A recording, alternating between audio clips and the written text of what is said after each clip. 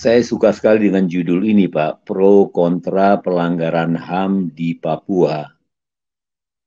Saya mau masukkan waktu untuk atau sama unsur waktu di dalam judul ini. Mestinya pro kontra pelanggaran HAM di Papua selama 12 tahun. Karena 46 tahun yang sebelumnya itu sudah jelas ada pelanggaran HAM. Apa maksud saya? Saya menuju ke hasil pemeriksaan dari riset LIPI. Saya baca biar lebih baik ya.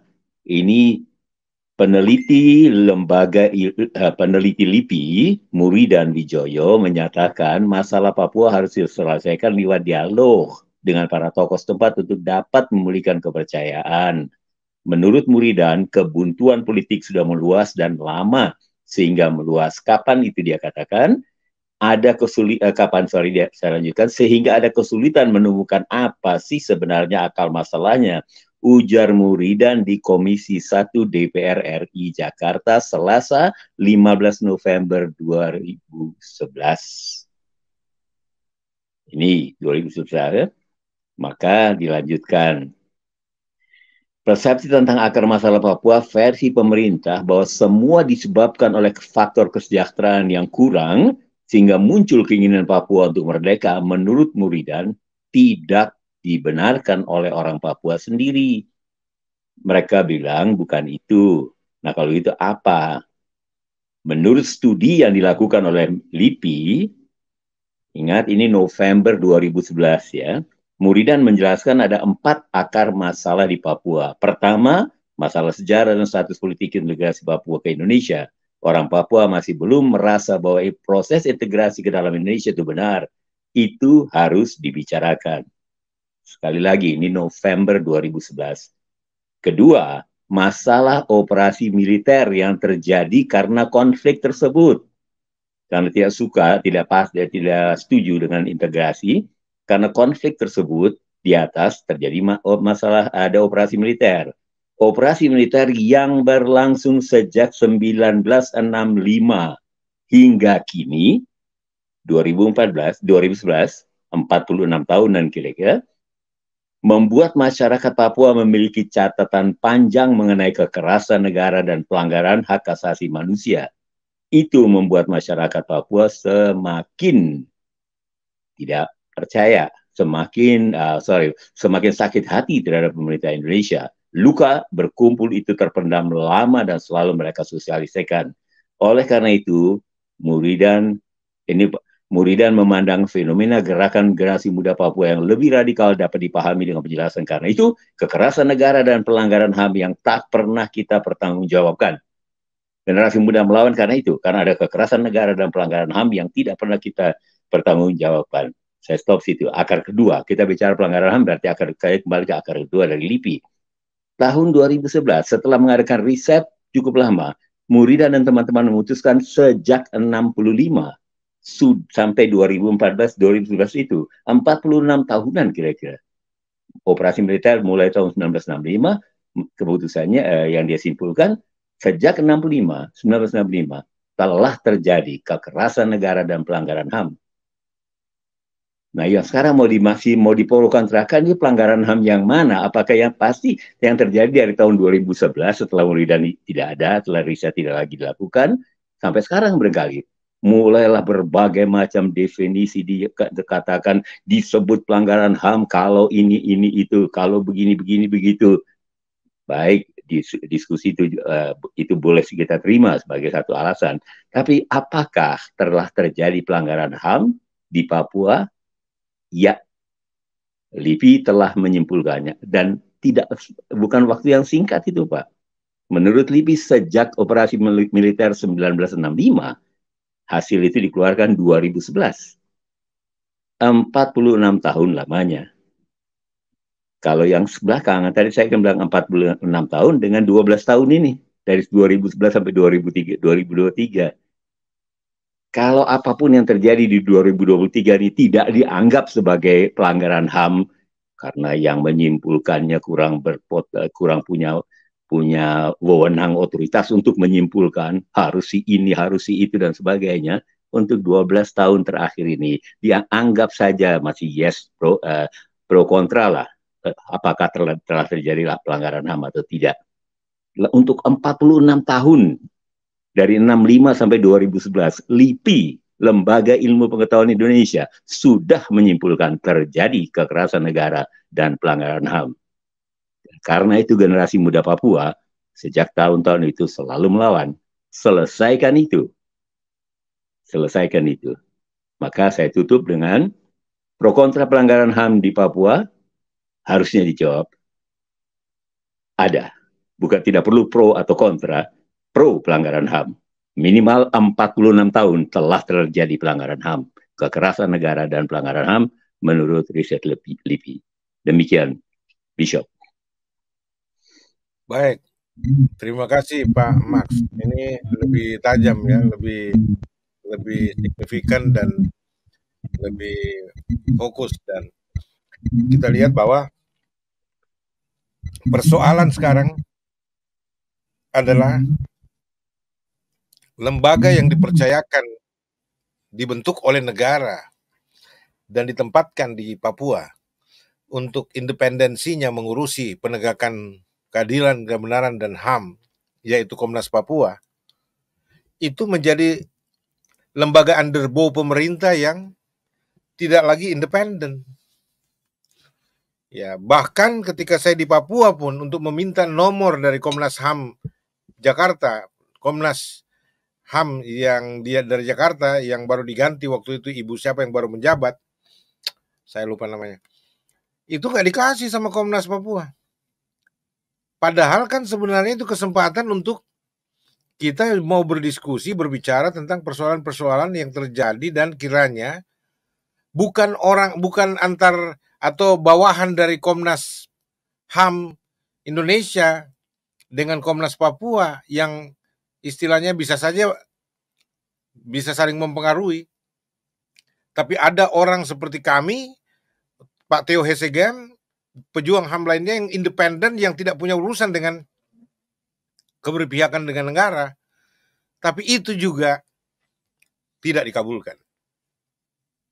Sehingga Pak Max Lawalata katakan bahwa orang-orang yang Ibu Adnika Nova Sigiro, ketua Komnas HAM sekarang itu, ya, bahkan kita minta berkali-kali melalui perantara, oke, sampaikanlah, kita mau ketemu Paradoks Papua, mau wawancarai, dan kita mau bertanya. Kebetulan dia ada di Papua, satu hotel dengan saya, enggak juga bisa bertemu, enggak diizinkan.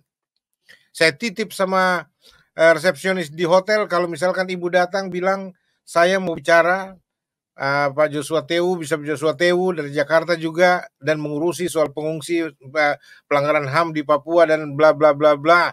Saya titip pesan, Pak. Tidak ada sekedar istilahnya nanti di Jakarta atau apa dari Ibu Adnika sendiri juga tidak ada. Jadi saya pikir ini Komnas HAM itu dibentuk, Pak Lawalata, itu hanya untuk formalitas saja kayaknya. Ya, dan betul-betul tidak berpihak kepada rakyat. Karena apa? Kita orang-orang yang betul-betul mencari kebenaran, keadilan ditegakkan, itu aksesnya ditutup, Pak, dilarang, tidak bisa ngomong dan sebagainya. Bahkan saya dengar ada alasan itu ada yang nggak bisa dibuka. Loh, kalau ada yang nggak bisa dibuka, oke, apa saja itu silahkan. Tapi kan masa semua nggak bisa dibuka? Nggak mungkin dong. Kalau misalkan strategi penanganan yang belum dilaporkan ke presiden itu nggak bisa dibuka, kita bisa maklumi. Tapi kalau ini kan sudah terbuka, kasus-kasus yang diteliti di Papua juga sudah terbuka, sudah ditahu rakyat dan seterusnya. Cuma kan kita mau tahu sikap Komnas HAM bagaimana, gitu. Kadang-kadang kita bertanya begitu saja nggak bisa, Pak, dilarang dan seterusnya. Nah, Pak Max sendiri bicara ada 2 periode tahun, ya, dari tahun 60-an sampai kepada tahun berapa itu sesi pertama, dan kemudian 12 tahun terakhir.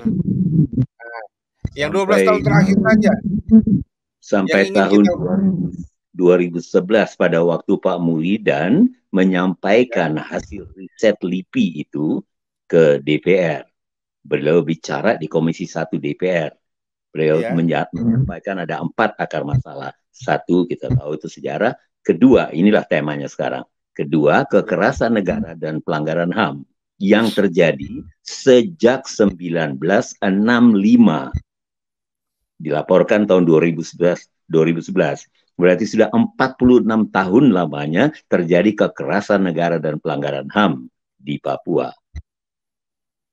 Nah, kalau masih tanya apakah terjadi, kalau ke tema ini pro kontra, artinya benarkah terjadi atau tidakkah terjadi pelanggaran HAM, baiklah yang 12 tahun setelah 2011 itu sampai sekarang 2023, mungkin karena tadi itu ada Komnas HAM yang berat sebelah, yang alat dan sebagainya, saya tidak terlalu mau bicara tentang itu, saya kembali saja kepada apa yang LIPI telah simpulkan. Dan 46 tahun pelanggaran HAM, apa itu bukan sesuatu yang luar biasa yang perlu diselesaikan.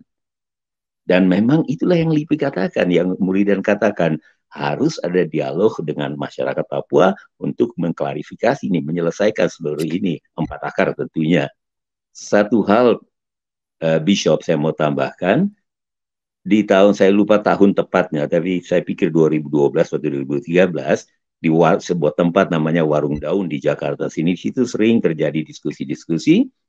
Memang Pak Muridan sudah tidak ada, dilanjutkan oleh Ibu Adriana lah, namanya disebut saja lah. Saya juga kaget juga, ini kok berubah, akar satunya justru pembangunan, tentang status politik yang pada waktu hasil pertama dilaporkan Pak Muridan almarhum itu ada sebagai akar pertama dan utama, berubah jadi akar ketiga dan dilewatkan begitu saja sepintas lalu tentang status politik. Penekanannya pada pembangunan, ketertinggalan di akar 4 itu dijadikan akar 1. Lebih ke situ bicara, paling tidak waktu saya hadir, saya dengar penekanannya kok tentang pembangunan. Padahal Pak Muridan di DPR itu waktu melaporkan hasilnya, bahwa dia katakan bahwa selama ini persepsi yang salah adalah karena kesejahteraan, tidak sejahteranya orang Papua, sehingga orang Papua mau marah atau mau berontak. Dia katakan bukan itu persepsi yang salah. Yang benar adalah karena persoalan integrasi yang tidak disetujui oleh orang Papua. Itu pertama. Tapi setelah itu Pak Muridan harus pulang, I don't know why. Pak Muridan harus pulang dan dilanjutkan sosialisasi hasil riset itu, berubah posisinya. Itu pada tahun 2013 saya pikir, di tahun-tahun itulah. Nah kalau selanjutnya dalam 13 tahun terakhir, dari tahun 2011 sampai sekarang 2023 atau berapa 12 tahunan, ya kalau bergeser ya agak wajar, atau menjadi, agak wajar. Ya memang sudah terjadi sejak awalnya. Apakah ada pesanan? Ibu Adriana, kalau Anda melanjutkan sosialisasi dari hasil riset LIPI ini, berubah. Jangan pendekatan pertamanya, akar pertamanya adalah sejarah dan status politik Papua. Yang utama, berubah pembangunan. Dan pelanggaran HAM dan kekerasan negara memang ada. Tapi, yang kedua diskriminasi bahkan. Yang sering saya dengar tentang rasial diskriminasi dan marginalisasi, kemudian sedikit disentuh tentang status politik, baru ke hal satunya, akar keempatnya, yang sebetulnya akar kedua, kekerasan dan pelanggaran HAM. Begitu, Pak. Nah, dengan demikian, yang tentang tema pro kontra pelanggaran HAM ini, saya bagi dalam 2 periode itu. Dari 65 sampai 61 Papua dimasukkan, 63 ya, Papua 1 Mei 63. Kemudian riset yang dilakukan oleh LIPI memutuskan tahun 2011 menyatakan bahwa telah terjadi kekerasan negara dan pelanggaran HAM di Papua sejak tahun 1965 sampai kini, sampai saat dia laporkan 2011, 46 tahun ada. Jadi untuk 46 tahun itu, berdasarkan lembaga yang sangat capable ini, lembaga ilmu pengetahuan pengetahuan Indonesia yang jadi badan riset dan inovasi nasional sekarang, menurut lembaga yang sangat berpotensial ini, sangat pantas melakukan riset karena orang-orangnya ahli riset, mereka putuskan terjadi pelanggaran HAM dan 46 tahun itu Pak lamanya terjadi itu. Banyak itu pelanggarannya. Panjang waktunya dan pasti banyak sekali. Nah, mari judul ini kalau untuk 46 tahun sudah. Untuk 13 tahun belakangan ya silahkanlah masing-masing mau membela diri sekitar 12 tahunan belakangan dari tahun 2011, 12 sampai dengan 2023 sekarang diakui ada apa tidak. Nah, kalau hadirkan definisi-definisi baru untuk mengaburkan atau memakai definisi-definisi tertentu untuk mengaburkan terjadi, bukan mengaburkan, untuk menjadi alasan benarkah itu pelanggaran HAM atau tidak. Kalau dilakukan oleh si tentara, maka itu pelanggaran HAM. Kalau bukan dan sebagainya, macam-macam alasan. Well, saya tidak mau ikut dalam kemulut itu. Yang saya pastikan setelah berdasarkan riset LIPI telah terjadi pelanggaran HAM dan kekerasan negara di Papua selama 46 tahun. Selesaikan itu. Terima kasih Bapak. Terima kasih Pak Max. Oke, kalau itu semua setuju. Cuma memang sore ini Pak kita batasi konteksnya pro kontra pelanggaran HAM di Papua ini dalam soal pembebasan sandera, ya terutama ketika TNI dan Polri mengambil sikap terhadap OPM KKB yang menurut Pak Soleman Ponto ini, makanya saya pasang dua orang ini punya foto, Pak Soleman dengan Pak Ibu Koni, karena ada paradoksal pernyataan di antara mereka sehingga dalam konteks pembebasan sandera sebenarnya ini Pak, ya kalau menurut konteks pembicaraan kajian intelijen Pak Soleman Ponto, justru KKB tidak melanggar HAM, ya karena KKB itu memang penjahat kriminal, namanya aja KKB kriminal, teroris, sehingga apapun dia lakukan itu ya memang itu kejahatan, tapi tidak bisa masuk ke pelanggaran HAM karena dia tidak dimungkinkan masuk dalam hal seperti itu.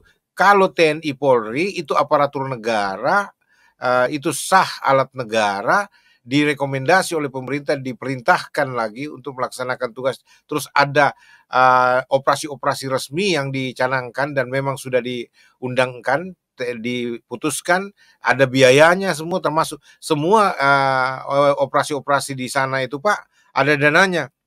Sehingga operasi-operasi yang dilakukan, baik itu Damai Kartens lah, operasi yang dilakukan TNI, apapun namanya, yang punya dana, disetujui negara, diperintahkan, ada perintah dari panglimanya, ada panglima TNI-nya, ada perintah dari Kapolri-nya, ada perintah dari presiden diwakili oleh Mahfud MD dan seterusnya.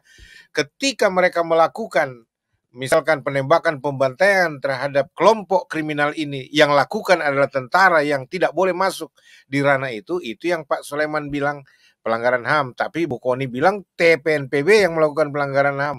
Pro kontra itu yang kami maksud di sini Pak Max Malawalata. Tapi kalau apa yang Bapak sebutkan tadi itu sangat mencerahkan kita, dan saya juga setuju bahwa tidak mungkin tidak ada pelanggaran HAM berat dari puluhan tahun yang lalu gitu loh.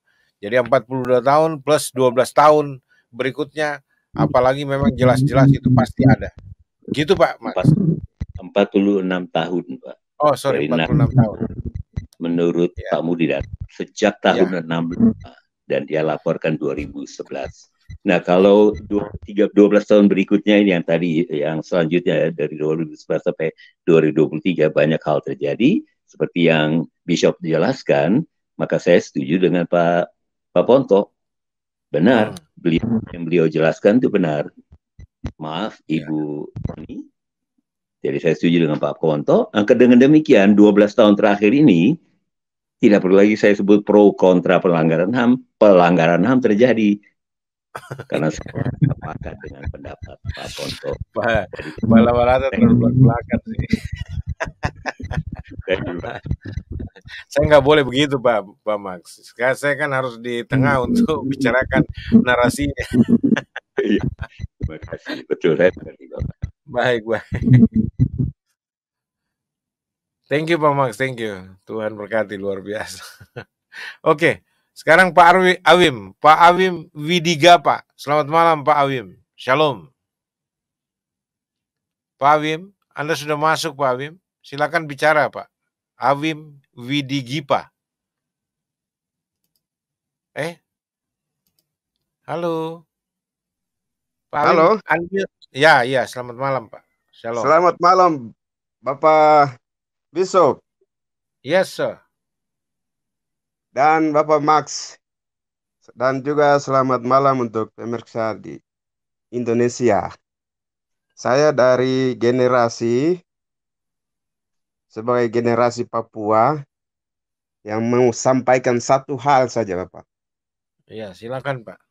Saya dari pegunungan, dari daerah Mepago. Ya. Jadi terima kasih banyak Pak Bishop yang sudah membuka untuk kami generasi Papua, paradoks Papua ini. Saya untuk masalah pelanggaran HAM ini, saya pernah dengar, Bapak saya juga pernah jelaskan tentang pelanggaran HAM. Itu mungkin tahunnya saya tidak tahu karena saya masih, Bapak dia cuma cerita, tapi mungkin 60-an begitu. Itu terjadi di kampung saya di atas, di pegunungan. Itu dari TNI Polri mereka terhadap masyarakat itu macam-macam. Dulu kan di kampung saya itu ketika mereka lihat TNI itu paling takut sekali dulu itu. Iya. Jadi pada waktu itu banyak yang dilakukan terhadap masyarakat. Itu satu contoh itu pernah orang tua saya pernah cerita bahwa waktu macam kalau ada kerja bakti segala macam itu dari TNI mereka diperintah kalau ada yang tidak kerja berarti itu dihukum. Cara hukum itu mereka masak kasih panas paku itu baru mereka masukkan dalam pantau lubang. Nggak dengar. Dulu tahun 60-an itu bapak saya, menurut bapak saya ya pernah cerita. Ah, ah, ah. Pernah cerita bahwa tahun 60-an itu pada waktu itu ditugaskan TNI di kampung saya. Nah, itu pegunungan. Sementara ini saya masih di kota karena saya sekolah. Jadi di kampung saya pernah bapak saya cerita itu pada waktu mereka tugas dulu pada waktu itu masyarakat mereka melihat TNI itu paling takut. Dan ketiga mungkin perempuan-perempuan yang mereka termasuk kakak saya ada di sini masih hidup. Itu ketika mereka lihat perempuan cantik kejar sampai perkosa. Kejar sampai dapat perkosa dan juga pada waktu itu ketika ada kerja bakti itu diperintah dari TNI. Jadi apabila masyarakat yang tidak kerja pada kerja bakti itu berarti mereka tangkap baru kasih siksa itu cara yang paling mengerikan. Itu mereka masak paku baru mereka masukkan dalam pantau lubang. Nah, jadinya pantau lubang jadi luka-luka. Hal ini bapak saya pernah cerita. Jadi kami yang generasi sekarang itu kami tidak ada harapan untuk kami hidup. Jadi kami generasi muda dari pegunungan itu kami minta 100% kemerdekaan. Jadi kalau kita masih ada dalam bingkai NKRI, kami tidak ada harapan ke depan. Jadi saya sebagai generasi dari pegunungan, ini mungkin negara harus dengar saya punya suara. Saya bukan eh, dari orang tua, tapi atas nama generasi saya. Maka mulai dari 60-an itu datang sampai sekarang, itu terjadi pelanggaran HAM itu bukan main-main. Nah, jadi generasi sekarang bagian pegunungan kami meminta itu hanya kemerdekaan itu saja, tidak lain. Kalau mereka bilang pembangunan, pemerataan segala macam, itu mereka kami punya nyawa itu bukan sama dengan pembangunan, tidak. Jadi kami punya nyawa itu berharga di mata Tuhan. Jadi kami sebagai generasi dari pegunungan, hanya kami meminta negara Indonesia mengakui, memberikan kemerdekaan dan pembebasan untuk kami generasi Papua. Seperti itu dari saya. Terima kasih. Saya waktunya kembali. Baik, terima kasih Pak Abim. Aduh, ngeri banget dengarnya Pak ya. Saya Iya, ini Pak. dengarnya ngeri. Bapak, ini saya dari pegunungan. Jadi itu terjadi di Intan Jaya. Karena kalau pelanggaran HAM yang kemarin-kemarin, saya tidak cerita Intan Jaya kemarin dari Brimob tempat anak sekolah yang umur-umur kita, generasi. Itu kan mereka menggantikan dengan jabatan polisi. Toh. Kenyataan itu kami sendiri, generasi kami sendiri lihat. Jadi kami meminta merdeka. Kami tidak ada harapan hidup dengan negara ini. Tapi kami ada harapan untuk jadi negaranya sendiri. Oke, Pak. Ya, berdoa saja, Pak. Saya cuma bisa bilang berdoa. Kalau Tuhan berkenan, berkehendak dalam waktu Tuhan, pasti merdeka. Terima kasih banyak. Dan juga Bapak Bishop, terima kasih banyak sekali. Tuhan akan memberkati karena Bapak sudah membuka isi hati kami dalam paradoks Papua ini. Baik, Bapak. Terima kasih, Bapak. Kembali kasih ya. Tuhan memberkati, Pak. Shalom. Shalom. Oke, Pak Ritz. Selamat malam, Pak Ritz. Shalom, Pak. Kayaknya Pak Ritz ini sudah berhenti kerja ya. Nggak terbang lagi gara-gara paradoks Papua terus mau didengar ya. Iya, mungkin saya harus mau ganti marga saya dari Pangaribuan menjadi Lawalata mungkin. Kok jangan senggol-senggol Pak Max. Dengan senang hati diterima. Waduh, saya cemburu juga nih. Kenapa kau mau ambil Famteu aja sekalian, Ritz? Tidak, ya sudah saya borong. Yang penting. Ya udah, kau bicara apa ini, Ritz? Tentang pelanggaran HAM ini. Pak Max sudah ubah ini. Artinya jangan lagi bilang pro kontra, tapi tulis terjadi pelanggaran HAM di Papua. Gitu kalau Pak Max. Tapi kan saya harus netral, Ritz. Pro dan kontra antara Koni Rayakundini dan Soleman Ponto. Ya, makanya saya itu gambar saya itu ada di tengah, Ritz, gitu loh. Di tengah antara TNI dan OPM, di tengah antara Koni dan Soleman Ponto.